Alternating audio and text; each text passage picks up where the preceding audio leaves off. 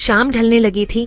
मुंबई की गलियों पर पीली पड़ती धूप अब नीम अंधेरे में घुलने लगी थी और बाजार की रौनक धीरे धीरे अपने शबाब पर आ रही थी। ठेले वालों की आवाजें, खोमचे वालों की पुकारें, गरम वड़ा पाव, चटपटी भेल, हर कोने से आवाजें उठ रही थीं, जैसे शहर की धड़कनें किसी अदृश्य ताल पर थिरक रही हो। इसी चहल पहल में एक साधारण सा दिखने वाला आदमी एक वड़ा पाव के ठेले के पास ठिठका खड़ा था। उसने लाल रंग की लुंगी पहन रखी थी, सर पर टॉवेल बंधा था और चेहरा कुछ थका हुआ सा। कोई भी देखता तो यही कहता, कोई ग्रामीण किसान होगा, शायद बीवी के लिए सब्जी लेने आया है। लेकिन किसी को क्या पता था कि यह आदमी कोई मामूली इंसान नहीं, बल्कि मुंबई का नया जिलाधिकारी आदित्य कुमार चौधरी है। हाँ, वही डीएम जिसकी एक झलक पाने के लिए लोग घंटों इंतजार करते हैं, जो आमतौर पर काले शीशों वाली गाड़ी में सीटी बजाते काफिले के साथ चलता है। न कोई सरकारी गाड़ी, न अफसरों की फौज, न कोई सायरन, न कोई रब, बस एक आम आदमी का चेहरा ओढ़कर वह उतर आए थे सड़कों पर लोगों की तकलीफें समझने, उनकी जमीनी सच्चाइयों को महसूस करने। क्योंकि किताबों से हटकर, कागजों से परे कभी कभी एक अफसर को अपना पद उतार कर इंसान बनना पड़ता है, ताकि वह देख सके, वह सुन सके, जो अक्सर भीड़ में दब जाता है। शाम की रोशनी अब सुनहरे से सिंदूरी रंग में ढल चुकी थी। मुंबई की सड़कें महक रही थीं।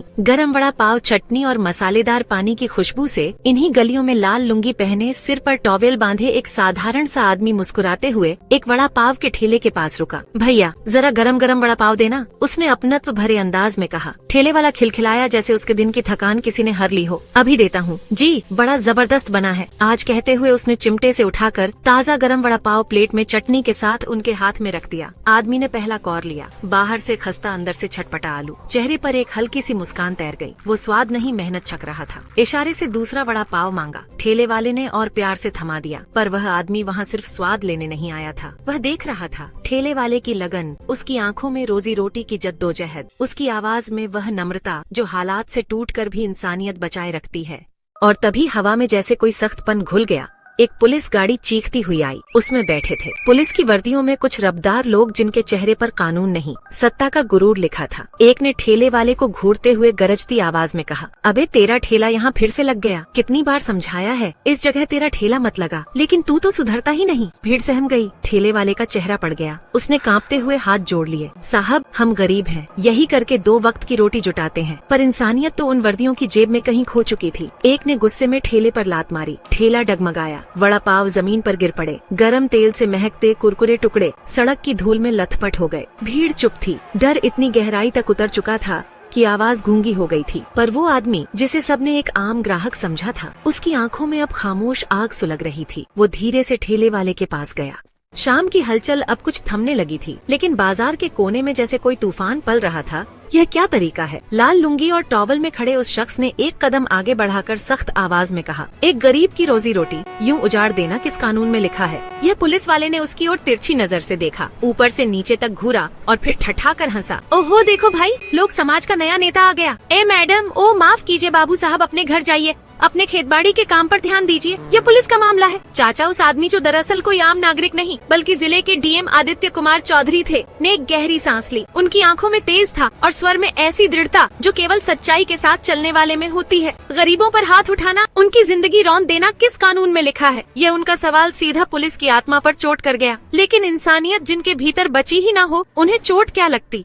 एक सिपाही का चेहरा तमतमा उठा और फिर बिना किसी चेतावनी के उसने झल्लाकर डीएम के गाल पर एक जोरदार तमाचा रसीद कर दिया। थापड़ की आवाज, भीड़ में सन्नाटा भर गई। चेहरे पर लाल निशान उभर आया था। लोग स्तब्ध थे। एक आम आदमी पर पुलिस ने सरेआम हाथ उठा दिया, लेकिन पुलिस वालों के चेहरे पर जरा भी पश्चाताप नहीं था। एक ने उनकी हाथ मरोड़ते हुए कहा, बहुत हो गया, तेरा कानून ज्ञान चल थाने। अब डीएम आदित्य को एहसास होने लगा कि मामला बढ़ चुका है। मन ही मन सोचा, अब पहचान बता दूं, पर अगले ही पल खुद को रोका नहीं। मुझे देखना है आम जनता के साथ क्या होता है। अगर अभी ही पहचान बताई तो ये डर कर रुक जाएंगे। ये नाटक अभी जारी रहेगा। उन्होंने विरोध नहीं किया। हाथों में हथकड़ी डाल दी गई और उन्हें धक्के देते हुए पुलिस जीप में बैठा लिया गया।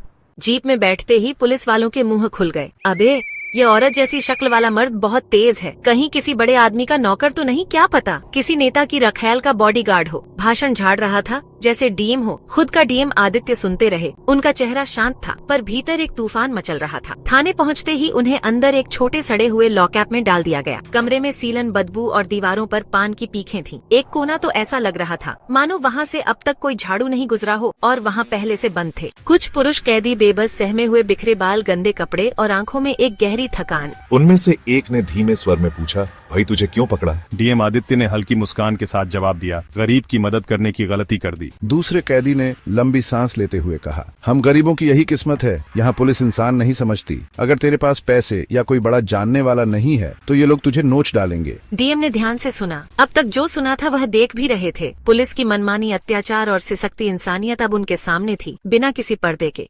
कुछ देर बाद दरवाजा जोर से खुला। एक इंस्पेक्टर अंदर आया। तिरछी हंसी के साथ डीएम को देखा और बोला, समाज सुधारक बना है, चल इस पर साइन कर लिख कि तूने सरकारी काम में बाधा डाली है, नहीं तो आज की रात यहीं सड़। डीएम ने उसकी आंखों में सीधी नजर डाली। मैंने कोई गुनाह नहीं किया, साइन क्यों करूं? इंस्पेक्टर भड़क उठा, टेबल पर जोर से हाथ मारा और चीखा, तेरी हिम्मत तो देख, अबे सिपाही इसे अंदर ले जा और समझा इसे।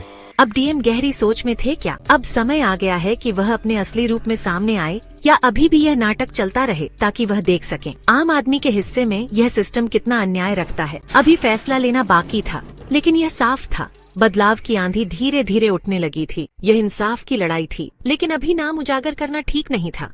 डीएम साहब ने निश्चय किया था, जब तक हालात अपनी हदें पार नहीं कर लेते वे एक आम नागरिक बनकर ही रहेंगे। मगर अब वे उस हद तक पहुंच चुके थे। कुछ देर बाद वही इंस्पेक्टर जिसने उन्हें धक्का देकर लॉकअप में फेंका था, 2 सिपाहियों के साथ लौट आया। आंखों में तुच्छता और होठों पर तिरस्कार लिए उसने कहा, अब भी अकड़ बाकी है, चल आगे कर हाथ और साइन कर। इस बयान पर डीएम साहब ने स्थिर, शांत लेकिन दृढ़ स्वर में कहा, मैंने कोई अपराध नहीं किया, मैं साइन नहीं करूंगा। इंस्पेक्टर का चेहरा गुस्से से लाल हो गया। उसने सिपाही को इशारा किया। अगले ही पल एक सिपाही ने डीएम साहब के बालों को जोर से पीछे खींचा। अब जबरदस्ती साइन करवाओ, इससे बहुत नेता बन रहा है। इंस्पेक्टर की आवाज गूंज उठी। डीएम साहब दर्द में थे, लेकिन उनकी आंखों की आग बुझी नहीं। ये अन्याय है, उन्होंने करहते हुए कहा। सिपाही ठहाका मारते हुए बोला, बड़ा आया, न्याय की बात करने वाला, यहाँ हमारा कानून चलता है। उनकी उंगलियों को पकड़कर जबरदस्ती अंगूठा लगवाने की कोशिश की गई, लेकिन डीएम साहब ने हाथ झटक दिया। नहीं, उनकी आवाज अब पूरे थाने में गूंज रही थी। इंस्पेक्टर ने गुस्से में चिल्लाकर कहा, अकड़ निकालो, इसकी समझाओ, इसे हमारे तरीके से। डीएम साहब को एक कमरे में घसीटा गया, उन्हें जमीन पर फेंका गया। अब बोल मान जाएगा या तुझे और दिखाना पड़ेगा? पुलिसिया अंदाज एक सिपाही गुर्राया। डीएम साहब उसकी आंखों में आंखें डालकर बोले, तुम जैसे कानून के रक्षक नहीं, भक्षक हो चुके हो। तभी एक सिपाही ने छड़ी उठाई, व्यंग से बोला, अब देख कितनी समाज सेवा करता है। तभी बाहर से तेज कदमों की आहट हुई। दरवाजा धड़ाकर खुला और एक वरिष्ठ पुलिस अफसर अंदर आया। यहाँ क्या तमाशा चल रहा है? उसने कड़क कर पूछा। इंस्पेक्टर हड़बड़ा गया, सर ये आदमी बहुत बदतमीज है, कानून का उल्लंघन कर रहा था। वरिष्ठ अधिकारी ने पहले डीएम साहब की हालत देखी, फिर इंस्पेक्टर की ओर घूर कर कहा, बिना सबूत के किसी को यूं पीट रहे हो? इंस्पेक्टर ने झिझकते हुए कहा, सर सड़क पर झगड़ा कर रहा था। इसे कुछ घंटों में छोड़ देना, ऑफिसर ने आदेश दिया। डीएम साहब को फिर लॉकअप में डाल दिया गया, लेकिन इस बार और भी घटिया हालत में, बदबूदार कंबल, सड़ा गला खाना। लेकिन उनके चेहरे पर शिकन नहीं थी, क्योंकि वे महसूस कर रहे थे आम आदमी रोज किस नर्क से गुजरता है। सुबह इंस्पेक्टर आया, व्यंग से कहा, बड़ी किस्मत वाला है, तू जमानत हो गई। जमानत किसने दी? डीएम साहब ने पूछा। पता नहीं कौन मूर्ख आया है, कोई तो होता ही है। तेरे जैसे लोगों के लिए इंस्पेक्टर हंसा। बाहर एक पत्रकार खड़ा था जो सच की तलाश में आया था। आपको किस आरोप में पकड़ा गया? डीएम साहब मुस्कुराए, इंसानियत दिखाने की सजा मिली है। तभी कुछ दूर एक बूढ़ी औरत अपने बेटे की गिरफ्तारी के लिए रो रही थी। साहब मेरी सुन लो। लेकिन पुलिस ने उसे धकिया कर भगा दिया। अब डीएम साहब की आंखों में वह चिंगारी थी। वक्त आ गया था। उन्होंने मोबाइल निकाला और नंबर डायल किया। जी साहब, दूसरी ओर से आवाज आई। डीएम साहब ने सख्त लहजे में कहा, 5 मिनट में पूरी टीम लेकर थाने पहुंचो। अब पुलिस वालों के होश उड़ने लगे। कुछ ही देर में थाने के बाहर सायरनों की गूंज हुई। सरकारी गाड़ियां थाने के बाहर रुकी। अफसर उतरे और उनके बीच से वह व्यक्ति निकला जिसे अब तक सबने मामूली समझा था। मैं इस जिले का जिलाधिकारी हूँ। डीएम साहब, सन्नाटा छा गया। पत्रकारों के कैमरे ऑन हो गए। पुलिस वालों के होश उड़ गए। इंस्पेक्टर के पैर कांपने लगे। जिन हाथों ने कल उन्हें मारा था, आज वही हाथ जोड़े हुए माफी मांग रहे थे। डीएम साहब गरजे, अगर मैं डीएम नहीं होता तब भी क्या आप किसी नागरिक के साथ ऐसा ही करते? उन्होंने कैमरे की ओर देखा। आज मैंने खुद अपनी आंखों से देखा कि इस थाने में गरीबों, महिलाओं और आम जनता के साथ कैसा बर्ताव होता है। अब यह नहीं चलेगा। उन्होंने फिर मोबाइल उठाया और आदेश दिया, सभी दोषी पुलिस कर्मियों को निलंबित करो, तुरंत कार्रवाई शुरू हो। अब कोई बहाना नहीं बचा था। पत्रकारों की रिपोर्टिंग चालू थी। पूरा थाना थर थर कांप रहा था। डीएम साहब ने जनता की ओर देखा और दृढ़ स्वर में बोले, ये पुलिस सेवा नहीं, गुंडागर्दी थी, लेकिन अब नहीं चलेगी। थाने के बाहर कुछ महिलाएं खड़ी थीं। एक महिला रोते हुए सामने आई। जैसे ही वह युवती फूट फूट कर रोई, मानो कोई तूफान बरस पड़ा हो। उसे देखकर कई और लोग आगे आए। किसी ने कहा, हमें झूठे केस में फंसाया गया है। दूसरे ने चीख कर कहा, हमारी बहू बेटियों को धमकाया जाता है। और एक बूढ़ा कांपते हुए बोला, हम गरीबों की कहीं कोई सुनवाई नहीं होती। साहब अब तक चुपचाप खड़े डीएम साहब की आंखों में ज्वाला सी सुलग उठी थी। वह किसी प्रशासनिक अधिकारी की नहीं, एक इंसान की आंखें थीं जो अन्याय देखकर तड़प उठी थीं। उन्होंने अपने साथ खड़े अधिकारियों को आदेश दिया, इन सब की शिकायतें दर्ज की जाए। अब इस जिले में कानून सिर्फ वर्दी के लिए नहीं, हर नागरिक के लिए होगा। कोई भी कानून से ऊपर नहीं है, कोई भी। और फिर बिना एक पल गंवाए उन्होंने फोन उठाया। मैं इस जिले का जिलाधिकारी बोल रहा हूँ। मैंने खुद इस थाने में पुलिस या अत्याचार झेला है। तुरंत जांच शुरू हो और दोषी अफसरों पर सख्त कार्रवाई की जाए। कुछ ही देर में जिले के वरिष्ठ अधिकारी थाने पर मौजूद थे। वह सिर झुकाकर बोले, साहब जो हुआ वह बेहद शर्मनाक है। हम वादा करते हैं न्याय जरूर होगा थाने में। तैनात पुलिस कर्मियों के चेहरों पर अब डर और पछतावे की छाया थी। आज पहली बार उनके अपने ही थाने की दीवारों में न्याय की गूंज सुनाई दे रही थी। डीएम साहब ने चारों ओर देखा और गहरी सांस लेते हुए कहा, इस थाने में हर कोने में सीसीटीवी कैमरे लगेंगे और मैं खुद इनकी जांच करूंगा ताकि कोई भी मासूम कभी दोबारा प्रताड़ित ना हो। फिर उनकी नजर उस इंस्पेक्टर पर गई जो अब कांप रहा था, जैसे उसकी वर्दी का बोझ अचानक बहुत भारी हो गया हो। तुमने वर्दी नहीं पहनी थी, तुमने सत्ता का घमंड पहन रखा था। अब न सिर्फ तुम्हारी नौकरी जाएगी बल्कि जेल की हवा भी खानी पड़ेगी। इंस्पेक्टर घुटनों के बल गिर पड़ा। साहब माफ कर दीजिए, मेरे बच्चे भूखे मर जाएंगे, मेरी माँ बीमार है। डीएम साहब की आवाज बर्फ जैसी ठंडी थी। जब तुमने एक निर्दोष आदमी को पीटा था तब तुम्हें अपने परिवार की याद क्यों नहीं आई थी? सन्नाटा पूरे पुलिस स्टेशन में सिर्फ उस एक सवाल की गूंज रह गई।